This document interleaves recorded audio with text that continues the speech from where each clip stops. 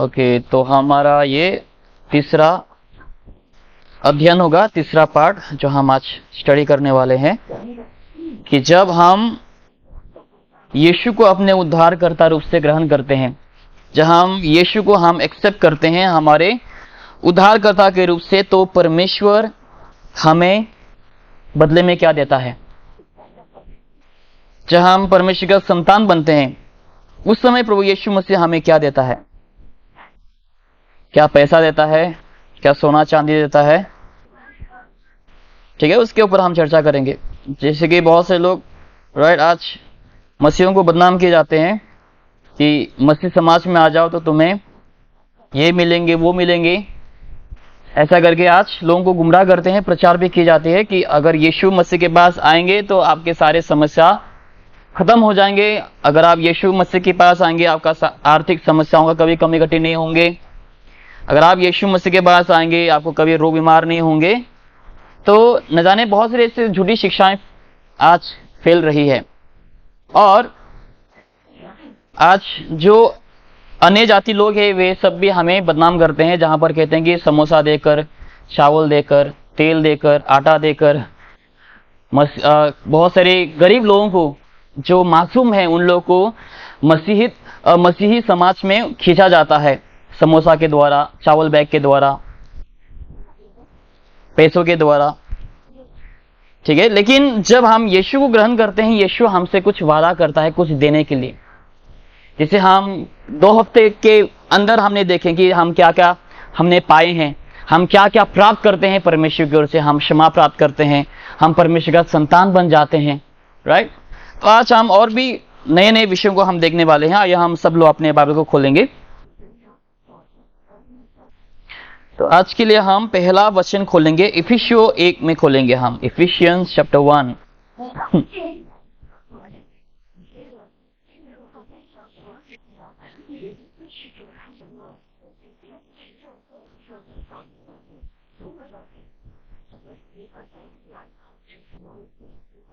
Efficiency chapter 1 verse number 6 में हम देखेंगे।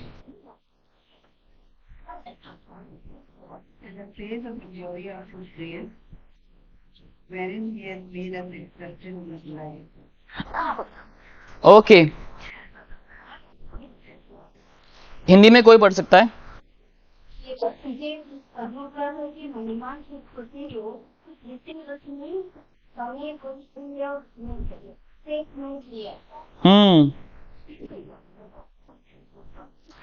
ओके, तो यहां पर लिखा है कि परमेश्वर की महिमा हो कि हम अभी परमेश्वर में हमें क्या किया गया? एक्सेप्ट किया गया।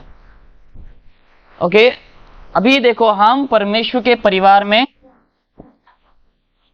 हैं फिलहाल। पहले हम किसके परिवार में थे? हम शैतान के परिवार में थे। ठीक है, शैतान के परिवार में हम सब लोग उनके चंगुल में हम फंसे थे, क्योंकि हमारा और परमेश्वर का कोई संबंध नहीं था, जिसके चलते परमेश्वर ने हमें अपना पुत्र कहकर हमें क्या नहीं किया? ग्रहण नहीं किया, एक्सेप्ट नहीं किया। ओके, अभी देखो बहुत से ऐसे माँ बाप होते हैं जिसके पास अपना खुद का बच्चे नहीं होते हैं, अपना खुद का संतान नहीं होता है। तो बहुत से लोग माँ बाप क्या करते हैं? गोद लेते हैं, है कि नहीं? बहुत से लोग माँ बाप क्या करते हैं? दूसरों के बच्चों को अपना बच्चा बना देते हैं, दूसरों के बच्चों को अपना गोद लेते हैं। तो वैसा ही परमेश्वर ने भी हमें किया। हम पहले शैतान के परिवार में थे, शैतान के हम संतान भी थे। लिखा है कि तुम्हारा पिता जो शुरुआत से झूठे हैं, यानी कि हमारा पिता कौन थे? पहले शैतान, क्योंकि हम सब भी झूठे हैं। बाइबल में लिखा है कि तुम्हारा पिता जो आदि से ही झूठ बोल के आया है, जो आदि से ही झूठा है। तो हम शैतान के परिवार से थे, शैतान के हम संतान थे। तो परमेश्वर हमें एक्सेप्ट नहीं कर सकता। ठीक है, परमेश्वर हमें क्या नहीं कर सकता? एक्सेप्ट नहीं कर सकता। क्यों? क्योंकि हम किसके संतान हैं? अभी भी शैतान के हम संतान हैं, हम शैतान के परिवार में फंसे हुए हैं। लेकिन बाइबल में लिखा है कि हम बिलावड, ये बिलावड कौन है? प्रभु यीशु मसीह। ठीक है, बाइबल में लिखा है यहाँ पर बिलावड, ये प्रभु बिलावड कौन है? प्रभु यीशु मसीह के रक्त के द्वारा। किसके रक्त के द्वारा? यीशु मसीह के रक्त के द्वारा, लहू के द्वारा परमेश्वर ने हमें क्या किया? एक्सेप्ट किया, ग्रहण किया। किसमें? यीशु मसीह में। बिलावड जो प्रभु यीशु मसीह है यीशु के द्वारा परमेश्वर ने हमें क्या किया, शैतान के परिवार से आजाद करके परमेश्वर के परिवार में हमें ला दिए। अभी हम किसके परिवार के हैं, परमेश्वर के परिवार के हैं। अभी हम किसके संतान हैं, परमेश्वर के संतान हैं। शैतान के संतान नहीं रहा, शैतान अभी हमारा पिता नहीं रहा, शैतान के परिवार में अभी हम नहीं रहे। तो जब एक इंडिविजुअल, एक व्यक्तिगत यीशु मसीह को ग्रहण करता है, यीशु का लहू उस व्यक्ति को शुद्ध करता है, उसी वक्त से शैतान का परिवार से ये क्या हो जाते हैं, अलग हो जाते हैं और परमेश्वर के परिवार में वो आ जाता है। इसलिए और एक बात देखिए यहां पर क्या लिखा है, to the praise of the glory of his grace wherein he hath made us accepted in the beloved। Verse number 7 में देखो, कोई हिंदी में पढ़ सकता है? हिंदी में नहीं होगा, ओके, इंग्लिश में कोई पढ़ सकता है? Verse number 7, in whom we have redemption through his blood, the forgiveness of sins according to the riches of his grace। आमीन। तो यहाँ पर देखो क्या लिखा है, यीशु मसीह के लहू के द्वारा हमें क्या किया गया, एक्सेप्ट किया गया। तो हमें क्या किया गया, हमें एक्सेप्ट किया गया, ठीक है। अभी हमें ग्रहण किया गया है, अभी हम ग्रहण योग्य है, किसके वजह से, यीशु मसीह के वजह से। इसीलिए एक इंडिविजुअल को क्या विश्वास करना चाहिए, यीशु मसीह के ऊपर विश्वास करना चाहिए, ताकि वो शैतान के परिवार से आजाद होकर परमेश्वर के परिवार में आ सके। अगर हम शैतान के परिवार में ही बने रहेंगे तो शैतान के घर में ही हम एक दिन प्रवेश करेंगे। शैतान का घर कौन सा है, अंत वाला घर, वो नरक है, जिससे परमेश्वर ने शैतान और उसके दूतों के लिए बनाया है। मत्ती में लिखा है कि परमेश्वर ने शैतान और उनके दूतों के लिए क्या बनाया है, नरक को बनाया है। लेकिन मसीहों का घर कौन सा है, स्वर्ग है, राइट। अभी हम हेवन के बारे में स्टडी कर रहे हैं, हम संडे को, एवरी संडे हम पिछले हफ्ते को हमने हेवन के बारे में हमने स्टडी किया कि न्यू यरूशलेम कैसा होगा, नया यरूशलेम कैसा होगा, उसके ऊपर हमने चर्चा किए। तो अगर हम यीशु को एक्सेप्ट करते हैं, यीशु के परिवार में आ जाते हैं, तो हमें क्या मिलेगा, हेवन मिलेगा, वरना नरक मिलेगा। अगर हम शैतान के परिवार में ही बने रहेंगे तो हम इस तरफ से हम जाएंगे, इस ओर आएंगे, ठीक है, इस ओर जाके हमारा यहाँ पर खात्मा हो जाएगा, यहाँ पर हमारा जीवन का अंत हो जाएगा। लेकिन अगर हम परमेश्वर में आएंगे तो हमारा जीवन क्या होंगे, हमेशा खुशहाल होंगे, हमेशा हमारा जीवन आशीषों से परिपूर्ण होंगे, आनंद से परिपूर्ण होंगे, खुशियों से परिपूर्ण होंगे। ओके, तो हम परमेश्वर के द्वारा एक्सेप्ट किए गए। ओके, पहला पॉइंट हमारा आज का। ओके, अभी हम दूसरी ओर जाएंगे। अभी हम देखेंगे पहला पत्रस में हम खोलते हैं, 1 पीटर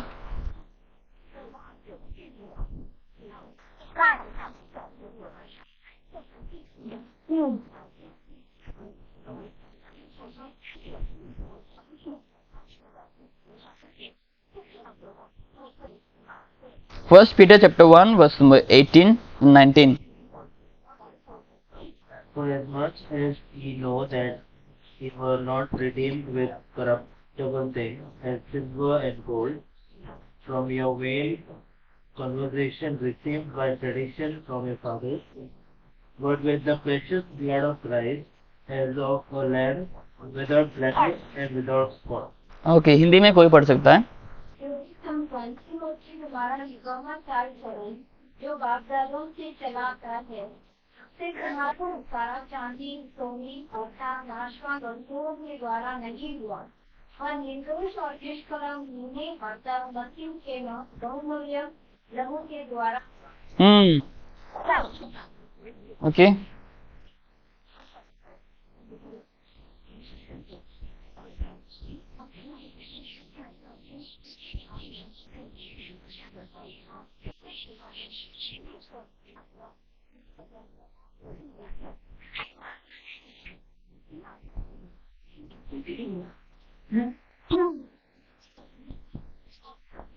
क्या लिखा है कि हम रिडीम्ड हुए, राइट। हम okay, thank you.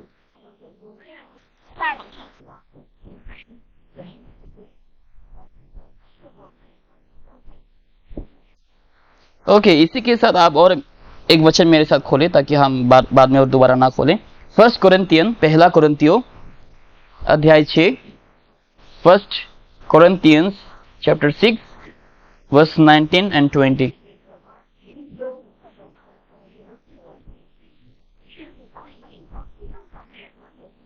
Know you know that your body is a temple of the Holy Spirit, and in you, you have, 19 and 20, yes. if you have a God, and you are of your own, for you are bought with a price, therefore glorify God in your body and in your spirit. Okay, तो हम क्या हुए? Redeemed हो गए. Okay, पाप से हमें छुटकारा मिला. ओके, नर से हमें छुटकारा मिला और हमें श्राप से छुटकारा मिला. तो बाइबल हमें क्या बताती है कि हम छुटकारा पाए हैं, हम पाप से छुटकारा पाए हैं, नर से हमें छुटकारा मिली है और श्राप से हम क्या हुए? आजाद हुए, मुक्त हुए हैं. श्राप क्या? श्राप यह है कि अगर हम परमेश्वर को अगर विश्वास नहीं करेंगे, अगर हम परमेश्वर का संतान नहीं बनेंगे तो हम हमेशा श्रापित रहेंगे, हम पाप में मरेंगे, हम नरक में मरेंगे, नरक में हम जल जाएंगे. यानी कि जो परमेश्वर यहोवा ने जो श्राप दिए थे मनुष्य जाति को कि तुम मिट्टी में मिले हो, मिट्टी में वापस जाओगे. जैसे अभी हम अगर मरेंगे अभी फिलहाल तो हम मिट्टी में ही वापस मिल जाएंगे और हमारा जो आत्मा है वो कहां पे मरेंगे? वो नरक में जाकर मरेंगे. लेकिन अगर हमने परमेश्वर को अपना उद्धारकर्ता रूप से ग्रहण करते हैं, किए हैं, तो हमारा श्राप वो क्या हो जाएंगे? वो सब मिट जाएंगे. क्योंकि बाइबल में लिखा है कि अगर हम गलातियंस में पढ़ते हैं, गलातियंस चैप्टर 3 में लिखा है कि श्राप उसके ऊपर आएंगे जो क्रूस पर लटका दिए जाएंगे, जो खाट के ऊपर लटका दिए जाएंगे, श्राप उसके ऊपर आएंगे. यानी कि हम सबको क्रूस पर मरना था. हम सब लोग नालायक हैं, हम सब लोग दुष्ट हैं, हम सब लोग मूर्ख हैं, पापी हैं, गंदे हैं, जिसके चलते हम सबको इस लकड़ी के ऊपर मरना था. लेकिन बाइबल में लिखा है कि लकड़ी के ऊपर जो मरेंगे उसके ऊपर क्या आएंगे? श्राप आएंगे. यानी कि यीशु मसीह ने हमारे लिए क्या किया? यहाँ अपने आप को कुर्बान किया और सारा जो हमारा श्राप है, जो हम नरक में जाने वाले थे, उसको भी परमेश्वर ने मिटाया और हमारे पाप को भी परमेश्वर ने अपनी लहू से क्या कर दिए? धो दिए. इसीलिए जब हम उद्धार पाते हैं, परमेश्वर का संतान बनते हैं, पाप हमें और क्या नहीं कर सकता? हमें नरक की ओर धकेल नहीं सकता. इसलिए जब हम उद्धार पाते हैं हम नरक में नहीं जाते हैं. इसलिए जब हम उद्धार पाते हैं हमारा श्राप सब हमसे मिट जाते हैं. ठीक है, हम रिडीम हो जाते हैं. किसके द्वारा? यीशु मसीह के वजह से, यीशु मसीह के द्वारा. यह हम एक वचन खोलेंगे मरकुस, रोमन्स में हम खोलेंगे, Romans chapter 5.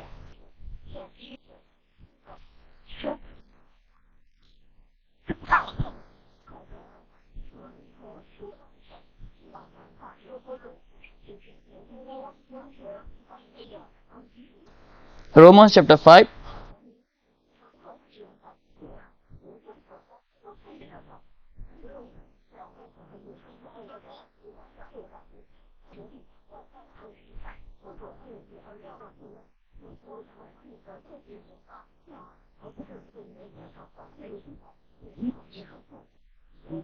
Okay, Romans chapter 5 verse number हम देखेंगे verse number 10, 11 and 12. क्योंकि दैनिक होने की दशा में उसके पुत्र की मृत्यु के द्वारा हमारा मेल परमेश्वर हुआ, तो भी मेल हो जाने पर उसके जीवन के कारण हम उद्धार क्यों न पाएंगे? केवल यही नहीं परंतु हम अपने प्रभु यीशु मसीह के द्वारा, जिसके द्वारा हमारा मेल हुआ है, परमेश्वर में आनंदित होते हैं. वर्स नंबर 12 भी पढ़ते हैं. इसलिए जैसा एक मनुष्य के द्वारा पाप जगत में आया और पाप के द्वारा मृत्यु आई और इस रीति से मृत्यु सब मनुष्यों में फैल गई, ये सब ने पाप. ओके, ये पॉइंट देख रहा था मैं, वर्स नंबर 12. ठीक है, तो एक व्यक्ति के द्वारा क्या प्रवेश हुआ? मृत्यु. ठीक है,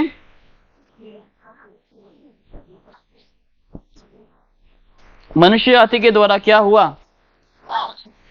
आदम के द्वारा क्या आई? मृत्यु आई. राइट. परमेश्वर ने मनुष्य जाति को हमेशा हमेशा परमेश्वर के साथ रहने के लिए, परमेश्वर के साथ रिश्ते में रहने के लिए, संगति में रहने के लिए बनाया था, ताकि मनुष्य जाति परमेश्वर का आराधना करे, परमेश्वर की स्तुति प्रशंसा करे। लेकिन मनुष्य जाति ने क्या किया? उस प्रेम को ठुकरा दिया, उस आज्ञा का उल्लंघन किया, जिसके चलते परमेश्वर ने मनुष्य जाति को क्या किया? श्राप दिए। और उसके चलते इस जगत में मनुष्य जाति के जीवन में क्या आ गई? मृत्यु आ गई, जिसके चलते हम क्या होते हैं? सब लोग मरते हैं। शारीरिक तौर से भी मरते हैं और आत्मिक तौर से भी मरते हैं। ओके, शारीरिक तौर से भी हम मरते हैं और आत्मिक तौर से भी मरते हैं। इसीलिए परमेश्वर ने क्या कहा कि तुम्हारा शरीर तो चलो मिट जाएंगे, धूल से आई धूल में मिट जाएंगे, लेकिन तुम्हारा जो आत्मा है वो बचना जरूरी है, क्योंकि हमारा आत्मा क्या है? अमर है। चाहे वो स्वर्ग में रहे, चाहे वो नर्क में रहे, आत्मा कभी नहीं मरता। आत्मा क्या है? अमर है। जिसके चलते आत्मा को बचना जरूरी है, आत्मा का उद्धार होना जरूरी है। तो परमेश्वर हमें क्या देता है? मृत्यु से आजाद देता है। आदम के द्वारा, मनुष्य जाति के द्वारा इस संसार में मृत्यु प्रकट हुई, लेकिन यीशु मसीह के द्वारा क्या आया? जीवन आया। राइट? यीशु मसीह ने हमें जीवन को दिया, अपना जीवन को कुर्बान करके अपना जीवन को हमें क्या दिया? यीशु मसीह ने हमें दे दिए, हमें भेंट में दे दिए। ले, जब हम यीशु को स्वीकारते हैं, यीशु अपना जीवन हमें दे देता है। यीशु कौन है? यीशु परमेश्वर है, यीशु अमर है, यीशु अनंत जीवन है। तो जब हम यीशु को ग्रहण करते हैं, यीशु का जीवन को हम ग्रहण करते हैं, यानी कि जैसा यीशु है वैसा हम बनेंगे, यानी कि हम भी कभी नहीं मरेंगे, हम अमर रहेंगे, हम सदैव परमेश्वर के साथ स्वर्ग में हम बने रहेंगे, हम कभी भी नहीं मरेंगे। लेकिन अगर हम बिना यीशु के मरते हैं तो हम हमेशा हमेशा के लिए, जैसे मैंने कहा कि आत्मा अमर है, कभी नहीं मरता, तो हम हमेशा हमेशा के लिए नरक में मरते रहेंगे, नरक में हम जलते रहेंगे। कभी भी हमारा समय खत्म नहीं होगा, कभी भी ना तो दिन ना तो रात। बाइबल में लिखा कि सब लोग दांत पीसते रहेंगे, ना दिन ना रात लोग चिल्लाते रहेंगे। ऐसा समय आएगा, यहाँ कोई अंत नहीं है। इसीलिए बाइबल में लिखा कि eternal fire, right? Eternal fire लिखा है, यानी कि ऐसा आग जो कभी भी नहीं बुझेंगे, ऐसा आग जो कभी भी बुझेंगे नहीं। अगर हम आज लकड़ी जलाते हैं, आग जलाते हैं, यहां तक कि जंगलों में भी अगर हम जलाते हैं, कुछ दिनों के बाद, कुछ महीनों के बाद शायद वो जो जंगल है जो जल गई, वो शायद धीरे धीरे करके वो मिट जाएंगे या फिर वो बुझ जाएंगे। लेकिन ये जो नरक का आग है, ये कभी बुझेगा नहीं। ये अनंत आग है, हमेशा हमेशा का आग है, जो कभी बुझेगा नहीं। यहाँ पर लोग भी मरेंगे नहीं, लेकिन हमेशा हमेशा के लिए यहाँ पर लोग बने रहेंगे। लोग यहाँ पर कष्ट दुख को सहेंगे। बाइबल में लिखा कि वहां पर अंधेरा होगा, वहां पर धुआं हो जाएंगे। जैसे आज एड में आते, राइट, फिल्मों में, ये शहर को क्या हुआ, हर जगह धुआं, वैसा यहाँ पर होंगे। अंधेरा छाया रहेगा, धुआं होंगे, लोगों का चिल्लाने का आवाज आएंगे। ठीक है? तो यहाँ पर शांति नहीं है, लेकिन यहाँ पर शांति है, स्वर्ग में शांति है, जहां पर हम एक ही सुर में, सही धुन में सब लोग हम मिलकर क्या करेंगे? प्रभु की स्तुति गाएंगे। अभी देखो हम चर्च में जाते हैं, कोई ऊपर गाते हैं, कोई नीचे गाते हैं, कोई ए स्केल में हम अगर गा रहे तो कोई बी स्केल में गा देंगे। सुर मैच नहीं होता, ऊपर नीचे होता है, क्योंकि हर कोई गाने में अच्छे नहीं होते हैं, कोई अच्छे होते हैं, कोई अच्छे नहीं होते हैं। लेकिन उसके बावजूद भी अगर कोई गीत गाते हैं सुर अच्छा नहीं होने के बावजूद भी, यानी कि वो परमेश्वर के लिए गाता है। ठीक है? हमें परमेश्वर के लिए गाने चाहिए, चाहे सुर अच्छा हो ना हो, सुर लगे या ना लगे, हमें गीत गाने चाहिए। अरे यार लोग क्या सोचेंगे, सोचने दो उसको, वो धार्मिक इंसान है, उसको सोचने दो। आप परमेश्वर की स्तुति के लिए अपना सुर को उठाकर, अपना मुंह खोलकर गाने का। ठीक है? ऐसा ना चाहिए चुपचाप है कौन गाएगा, ऐसा नहीं होना चाहिए हमारे चर्च में, हम सबको गाना चाहिए। ठीक है? तो स्वर में भी वैसे होंगे, स्वर में गीत गाएंगे, हम प्रभु की स्तुति करेंगे, आराधना करेंगे, पवित्र पवित्र हम परमेश्वर पिता जो था, जो है, जो आने वाला है, इसको हम बार बार दोहराएंगे और प्रभु की स्तुति हम गीत गाते रहेंगे। तो स्वर्ग में आनंद ही आनंद। ठीक है? स्वर्ग में आनंद ही आनंद, खुशी ही खुशी। तो यहाँ पर कोई रोना धोना नहीं, कोई झगड़ा नहीं, कोई ईर्ष्या नहीं, कोई गुस्सा नहीं, इसने मेरा पैसा छीन लिया, हाँ, ऐसा वाला कोई फीलिंग वहां पर नहीं आएंगे। लेकिन नरक में लोग पछताते रहेंगे, मैंने क्या कर दिया। चाहे जितना भी लोग पछताए, समय दोबारा और मौका नहीं मिलेगा। एक बार मर गया तो मर गया, दूसरा जन्म नहीं होगा। दूसरा जन्म नहीं होता है हर किसी का भी, ठीक है। दोबारा से हम कुत्ता बिल्ली बनकर नहीं आएंगे, हाँ। एक बार अगर जन्म लिए तो हमारा जीवन का उद्देश्य परमेश्वर को जानना, उद्धारकर्ता को जानना, यीशु को स्वीकारना, मरने के बाद हम सीधा स्वर्ग जाएंगे। ओके, आइए हम और एक वचन देखेंगे आज के लिए, आखिरी वचन शायद से हम रोमन्स चैप्टर 8, ये वाला वचन थोड़ा हम ध्यान से देखेंगे।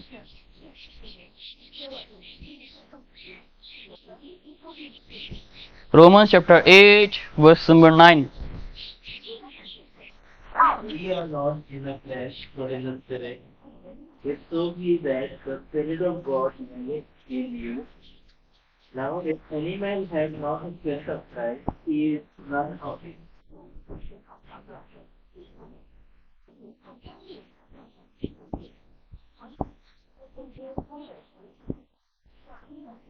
ओके, बाइबल में क्या लिखा है कि जिसके पास यीशु का आत्मा नहीं वो परमेश्वर का नहीं, जिसके पास होली स्पिरिट नहीं वो परमेश्वर का नहीं। ओके, बहुत ये गंभीर वचन है, गंभीर सोचने वाली वचन है। क्या हमारे अंदर परमेश्वर का आत्मा है? क्या आपके अंदर परमेश्वर का आत्मा है? जैसे बहुत से लोग आज ज्यादातर गलत शिक्षाएं फैलती रहे, कलीसिया ठीक नहीं, आजकल हर कलीसिया में गलत शिक्षाएं हैं। जहां पर ज्यादातर आज कलीसिया में क्या होता है, अन्य भाषाओं में बोला जाता है, अबालाबा शबालाबा, राइट। ये आज कलीसिया में चल रहे हैं आजकल, टंग्स में बात करना, अन्य भाषा में बात करना, जिसके ऊपर हम अध्ययन भी कर चुके हैं। तो लोगों का क्या कहना है, पवित्र आत्मा जिसके पास है वो क्या बोलेंगे, वो अन्य भाषा में बोलेंगे, वो अबालाबा शबालाबा ऐसा बोलेंगे। इसका मतलब मेरे पास क्या है, पवित्र आत्मा है। अगर मैं नहीं बोलता तो मेरे अंदर आत्मा नहीं है। तो आज दुखी की बात हुई है हमारे भारतवर्ष में, राइट। भारतवर्ष में हर कलीसिया में देखो, हर मीटिंग्स में देखो, हर यूट्यूब वीडियो में भी अगर आप देखेंगे, हर कोई अन्य भाषा में बोलते हैं आजकल, ठीक है। उन लोगों को लगता है कि हाँ इसके अंदर क्या है, पवित्र आत्मा है। अन्य भाषा में बोल रहे हैं, पवित्र आत्मा है। जो लोग नहीं बोल पाते हैं उन लोगों के पास पवित्र आत्मा नहीं है। ये आज लोगों का सोच है, ठीक है। ये बाइबल का वचन नहीं है। बाइबल में कहीं भी नहीं लिखा कि अन्य भाषा में बोला तो ही तुम्हारे पास पवित्र आत्मा है। बाइबल में क्या लिखा है कि अगर किसी के पास परमेश्वर का आत्मा नहीं, वो परमेश्वर का नहीं हो सकता। ओके, एक वचन आप मेरे साथ खोले, रोम 1 कोरिन्थियन चैप्टर 12।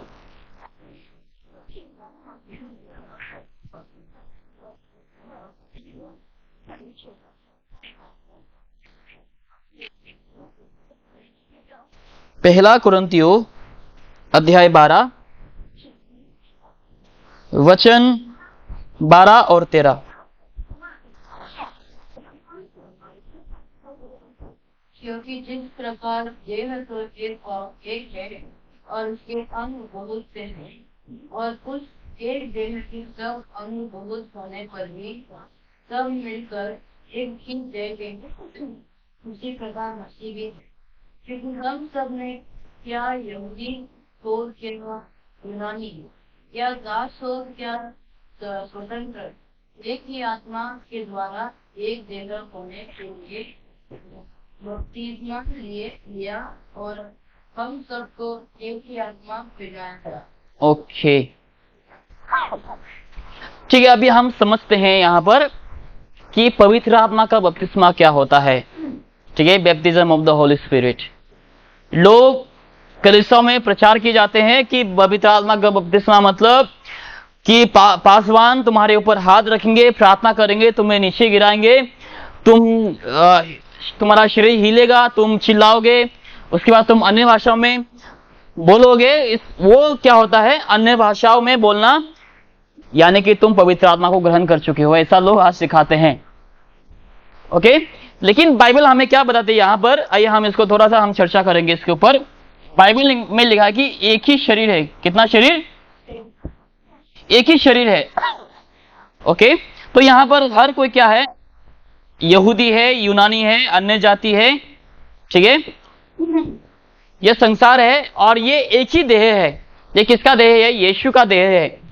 तो इसमें से चाहे वो विश्वास, चाहे वो यहूदी हो, जूइश हो, या फिर वो जेंटाइल्स हो, यूनानी हो या फिर अन्य जाति हो, इसमें से चाहे जो कोई भी यीशु मसीह के ऊपर विश्वास करेगा, बाइबल क्या कहती है, उस व्यक्ति को पवित्र आत्मा लेकर यीशु मसीह के शरीर में डाल देंगे।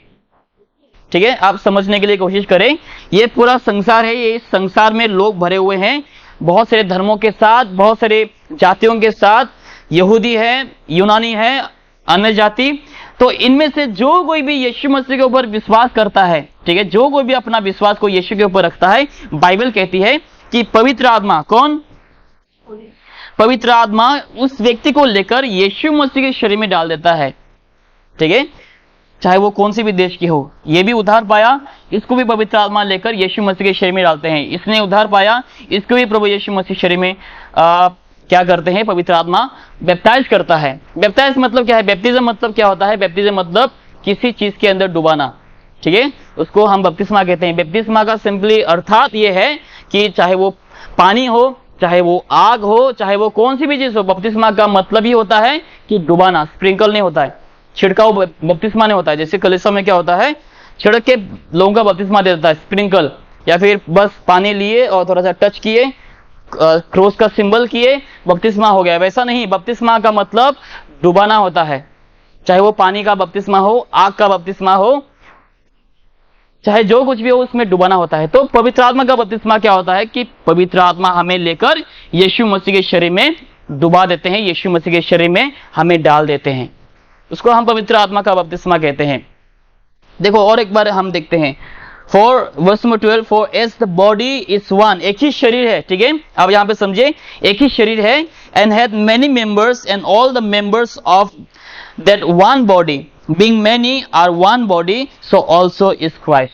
Verse number 13, for by one spirit, कितने आत्मा के द्वारा? एक ही आत्मा के द्वारा, कैपिटल S, स्पिरिट, पवित्र आत्मा, are we all baptized into one body. ठीक है, एक ही आत्मा के द्वारा हम सब लोग क्या हुए हैं? एक ही शरीर में हमें बपतिस्मा दिया गया है, एक ही शरीर के अंदर, यीशु मसीह के शरीर के अंदर। अभी लिखा है देखो, whether we be Jewish or Gentiles, whether we be bond or free, have been all made to drink into one spirit. चाहे हम यहूदी हो, चाहे हम अन्य जाति हो, हर किसी को पवित्र आत्मा लेकर यीशु मसीह के शरीर में डाल देता है। उसको हम क्या कहते हैं? पवित्र आत्मा का बपतिस्मा। यानी कि जब हम उद्धार पाते हैं, हम यीशु मसीह के शरीर में हम आ जाते हैं। ठीक है, इसीलिए क्या लिखा है कि therefore if any man be in Christ, right, कि अगर यदि कोई मसीह में है, वो क्या होता है? वो नया सृष्टि होता है। ऐसा नहीं कि हम कलीसिया गए, पासवा ने हमें छुए और हम गिर गए और शबला बोलने लग गए, हम पवित्र आत्मा हमें रिसीव हो गए। ऐसा नहीं है, उनमें से कोई भी पवित्र आत्मा रिसीव नहीं किए। सब लोग क्या, उन सब लोग के सब, बाइबल में लिखा कि उन लोग क्या, दुष्ट आत्मा को उन लोग ग्रहण किए हैं। पवित्र आत्मा को जो लोग ग्रहण करते हैं, उन लोग ऐसा नहीं बोलते हैं। ठीक है, पवित्र आत्मा को जो लोग ग्रहण करते हैं, उन लोगों का जीवन क्या हो जाता है? शांत हो जाता है। अभी आप एक उदाहरण ही देख लें, जहां पर एक व्यक्ति नंगे रहते थे, बिना वस्त्र के, कहां पे रहते थे? कब्र में रहते थे, जहां पे लोगों को दफनाया जाता है, जहां पे लोगों को जलाया जाता है। उस जगह में एक व्यक्ति रहा करता था, राइट। उसके अंदर बहुत सारे शैतान घुसा हुआ था, बहुत सारे दुष्ट आत्माएं थी उनके शरीर में, जहां पे वो मृत शरीर को खाते थे, जहां पर वो अपने को काटते थे, लोग उसको जंजीर से बांध के रखते थे। उसके बावजूद उसको कोई भी बांध के नहीं रख सकता था, क्योंकि उसके अंदर बहुत से सेना था। बाइबल में लिखा कि जब यीशु ने उस व्यक्ति से पूछा कि तुम कौन हो, वो क्या कहता है? हम सेना हैं, मैं सेना हूं, क्योंकि हम बहुत हैं, बहुत सारे। तो जब उस व्यक्ति के अंदर शैतान की आत्माएं थी, ये व्यक्ति यहां वहां भागते थे, जंगलों में भागते थे, खाना नहीं खाते थे, वस्त्र नहीं पहनते थे। उसका जीवन क्या था? पूरा दुखमय जीवन था, उसका जीवन दर्दनाक जीवन था, अंधेरे में जाना, अंधेरे में रहना। हाँ, लेकिन जब ये व्यक्ति ने यीशु मसीह को ग्रहण किया, बाइबल में क्या लिखा है? उसका जीवन पूरा शांत हो गया, वो सही मन में और वस्त्र पहने हुए यीशु मसीह के शरीर में वो बैठा हुआ है। जब एक व्यक्ति, पापी व्यक्ति यीशु को ग्रहण करता है, उसका जीवन परिपूर्ण से क्या हो जाता है? बदल जाता है। उसका पहनना, शहनना, उसका बोलना, सोच विचार, उसका चाल चलन, सब कुछ क्या हो जाता है? बदल जाता है, जब वो व्यक्ति यीशु को ग्रहण करता है। लेकिन जब वो दुष्ट आत्मा से परिपूर्ण होता है, वो चिल्लाता है, गुलाटी मारता है, राइट, डांस करने लगता है, उछलने लगता है। कलीसिया में आजकल वही हो रहा है। क्यों? क्योंकि हर कोई दुष्ट आत्मा से भरा हुआ है। लेकिन जो लोग पवित्र आत्मा से भरे हुए होते हैं उन लोग सब लोग शांत रहता है, और शांत रहकर प्रभु यीशु मसीह गीत गाता है, स्तुति करता है, शांत बैठकर प्रभु यीशु मसीह का वचन सुनता है। ऐसा चिल्लाते नहीं, ऐसा उछलते नहीं है। उछलना ऐसा शोभा नहीं देता है, राइट। कोई भी नहीं चाहेंगे अपनी बेटियों को मर्द लोगों के सामने उछलते हुए देखे, कोई भी नहीं चाहेंगे। अपना बाप, अपना जो पति होते हैं अपने पत्नी को नहीं चाहेंगे कि मर्द लोगों के बीच में जाके डांस करे, उछले, उसकी और कोई गंदी नजर से देखे। कोई भी नहीं चाहेंगे, कोई भी पति, कोई भी माँ बाप नहीं चाहेंगे अपने बेटों के ऊपर ऐसा। तो परमेश्वर कैसे चाहेंगे फिर? जो लोग परमेश्वर के हैं उन लोग शांत रहते हैं, पवित्र आत्मा में परिपूर्ण जो लोग होते हैं उन लोग केवल परमेश्वर का कार्य करते हैं, उछलते नहीं है। अगर पवित्र आत्मा से कोई भरे हुए हैं, लोग प्रभु की अगुवाई में आकर उन लोग क्या करेंगे? शुभ समाचार का प्रचार करेंगे, लोगों को यीशु के बारे में बताएंगे। बाइबल में लिखा है कि जो लोग आत्मा से परिपूर्ण होता है उन लोग क्या रहते हैं हमेशा। आइए हम एक वचन खोले, इफिशियंस में, गलातियंस में खोले, गलातियंस चैप्टर 5। देखो क्या लिखा है, जो लोग आत्मा से भरे हुए थे उन लोगों का जीवन कैसा होता है। गलातियंस चैप्टर 5 वर्स नंबर 22 and 23।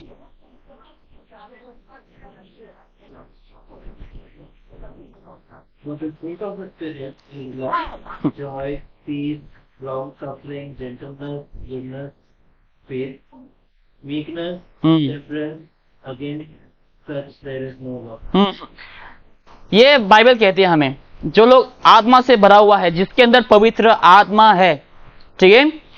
अगर आपके अंदर पवित्र आत्मा है तो आप शांत रहेंगे, आपके अंदर प्यार होंगे, आपके अंदर धैर्य होंगे, आप नम्र होंगे, आप गुस्से में नहीं होंगे, ठीक है। आप शांत वाले इंसान होंगे अगर आपके अंदर पवित्र आत्मा है, ठीक है। अगर आपके अंदर पवित्र आत्मा है, आपका फल यही होगा कि आप हमेशा खुश रहेंगे, आप हमेशा आनंदमय रहेंगे, आपके अंदर विश्वास होगा, आप अच्छे होंगे, ठीक है।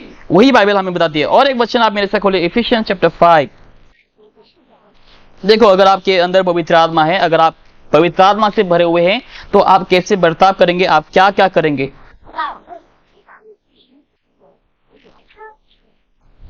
Ephesians chapter 5 verse number 19 and 20। Speaking to yourself in tongues and hymns and spiritual songs, singing and making melody in your heart to the Lord, giving thanks always for all things unto God and the Father in the name of our Lord Jesus Christ. ये है मसीहों का चाल चलन, ये है मसीहों का बर्ताव, ये है पवित्र आत्मा से परिपूर्ण हुआ व्यक्ति। ऐसा होता है, ठीक है। आप कैसे पहचानेंगे कि एक व्यक्ति आत्मा से भरा हुआ है? ये है उसका फल। ये हमेशा भजन गाएंगे, गीत गाएंगे, प्रभु की स्तुति करेंगे, हर बातों में वो प्रभु यीशु मसीह को धन्यवाद देंगे। उछलेंगे नहीं कलीसियाओं में, ठीक है। कलीसिया में क्या नहीं होंगे? उछलेंगे नहीं। बाइबल में क्या लिखा है? 1 कोरिन्थियंस चैप्टर 14 वर्स नंबर 40 में क्या लिखा है कि सब कुछ ऑर्डर में होता है, राइट। सब कुछ डिसेंटली होता है, सब कुछ सही तरीके से होता है कलीसिया में। ऐसा नहीं कि कोई कंफ्यूज हो, अरे क्या हो रहा है कलीसिया में।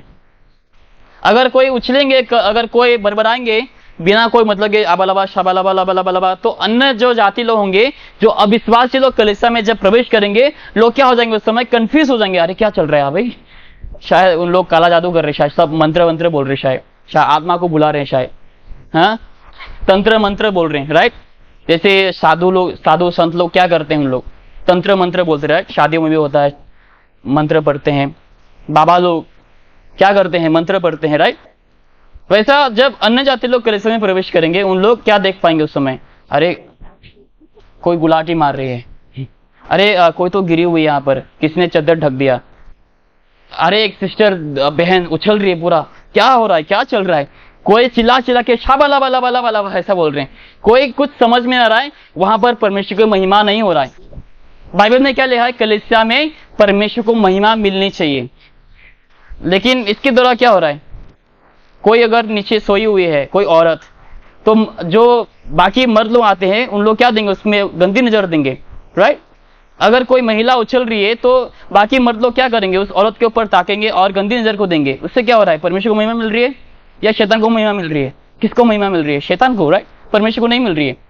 लेकिन परमेश्वर की कलीसिया में सब लोग क्या होता है? शांत होते, अच्छे से पहनते, ढंग से पहनते हैं, ढंग से बैठते हैं। जहां पे कोई गुलाटी मारना नहीं होता है, जहां पे कोई अनाप शनाप बातों का प्रयोग नहीं होता है, जहां पर केवल प्रभु यीशु मसीह का ही स्तुति होता है। जहां हम गीत गाते हैं हम सही तरीके से गाते हैं, जहां से परमेश्वर को महिमा मिल रही है। जहां हम ताली बजाते हैं हम सही तरीके से बजाते हैं, हम उछल उछल के ऐसा नहीं बजाते हैं। बहुत से लोग कलीसिया में क्या होता है पता है, जोर जोर से ताली ताली बजा बजा के प्रार्थना करते हैं, उछल उछल के प्रार्थना करते हैं, जहां पे कोई परमेश्वर को महिमा नहीं मिल रही है, यहाँ पर बस शैतान को महिमा मिल रही है। लेकिन हमारे कलीसिया में क्या होता है, हम शांत से गाते हैं, हम पूरे आनंद के साथ गाते हैं। जब हम प्रचार सुनते हैं हम सब लोग शांत बैठकर क्या करते हैं, हम प्रचार सुनते हैं। जब हमें चिल्लाना होता है तो हम आमीन बोल के चिल्लाते हैं, हालेलुया बोल के चिल्लाते हैं, केवल प्रभु की स्तुति के लिए हम चिल्लाते हैं। जहां पे मीनिंग होता है, हालेलुया का एक मीनिंग होता है, आमीन का एक मीनिंग होता है, राइट। जब हम आमीन बोलते हैं उसका मतलब होता है, जब हालेलुया हम जब बोलते हैं उसका भी एक मीनिंग होता है। लेकिन जब हम अबालाबा शबालाबा बोलते हैं उसका कोई मतलब नहीं होता है, जिससे कोई परमेश्वर को इतना सा भी महिमा नहीं मिल रही है। वो परमेश्वर का कलीसिया नहीं है, वो शैतान का कलीसिया है। ओके, तो ये मसीह का एक चाल चलन है, मसीह का एक बर्ताव है, जहां पर हम पवित्र आत्मा से अगर हम परिपूर्ण हैं, अगर मेरे अंदर पवित्र आत्मा है तो मैं क्या करूंगा, भजन गाऊंगा, अपने हृदय में प्रभु की स्तुति करूंगा, गीत गाऊंगा और हर बातें में क्या करूंगा, परमेश्वर को धन्यवाद दूंगा। ठीक है, तो हम जब परमेश्वर को हम स्वीकारते हैं हमें क्या मिलता है, हमें पवित्र आत्मा हमें मिलता है। अगर बाइबल में लिखा है साफ साफ तरीके से, अगर किसी के पास पवित्र आत्मा नहीं है तो वो परमेश्वर का नहीं है। पवित्र आत्मा हमें कैसा मिलेगा, हमें पवित्र आत्मा मिलने के लिए हमें फास्टिंग करने की जरूरत नहीं, प्रेयर करने की जरूरत नहीं, घुटनों में चलने की जरूरत नहीं, ठीक है, या फिर जोर जोर से चिल्लाकर प्रार्थना करने की जरूरत नहीं, या फिर पेंटेकोस्टल चर्च में जाने की जरूरत नहीं, या फिर अन्य भाषा में बोलने की भी जरूरत नहीं है। हमें पवित्र आत्मा कैसा मिलता है, जब हम यीशु को अपने उद्धारकर्ता रूप से स्वीकारते हैं, उसी समय परमेश्वर हमें पवित्र आत्मा दे देता है। हमें कुछ करने की जरूरत नहीं, हमें केवल अपना पापों को मानना होता है कि मैं पापी हूं, अपने पापों को रियलाइज करना होता है कि मैं पापी हूं, और हमें परमेश्वर को उद्धार के लिए पुकारना होता है कि परमेश्वर आप मुझे बचाइए, मुझे उद्धार दो। हमें केवल यीशु मसीह के ऊपर विश्वास करना कि यीशु मसीह परमेश्वर है, मेरे लिए मारा गया, गाड़ा गया, तीसरा दिन जी उठा। जब हम ये स्वीकारते हैं, विश्वास करते हैं, बाइबल में क्या लिखा है, एक वचन, आखिरी वचन गलतियों में आप खोले मेरे साथ, गलतियों।